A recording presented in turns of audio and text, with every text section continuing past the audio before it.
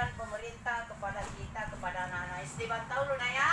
Dari walaupun kita duduk melantai begini, kita harus bersemangat belajar. Dan yang kita pelajari di sini adalah nama-nama bulan.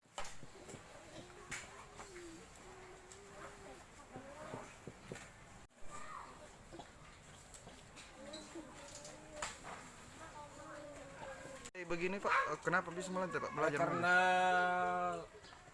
tidak ada bangkunya. Iya. Karena tidak punya bangku. Kenapa itu tidak ada bangkunya Pak? Karena bangkunya hanya diambil bagi Belanda. Nah, ini sejauh ini Pak sudah hampir 7 bulan tidak ada bantuan dari pemerintah Pak terhadap bangku tadi itu Pak? Iya, tidak ada sama sekali. Tidak ada sama sekali.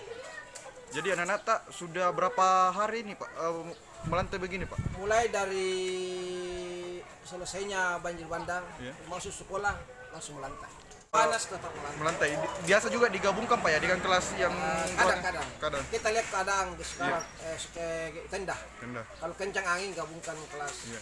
kelas 2 dengan kelas 4. Nah, kalau hujan Kalau digabungkan hujan juga. gabungkan juga. Harapan kita Pak dengan begini semoga apa Pak?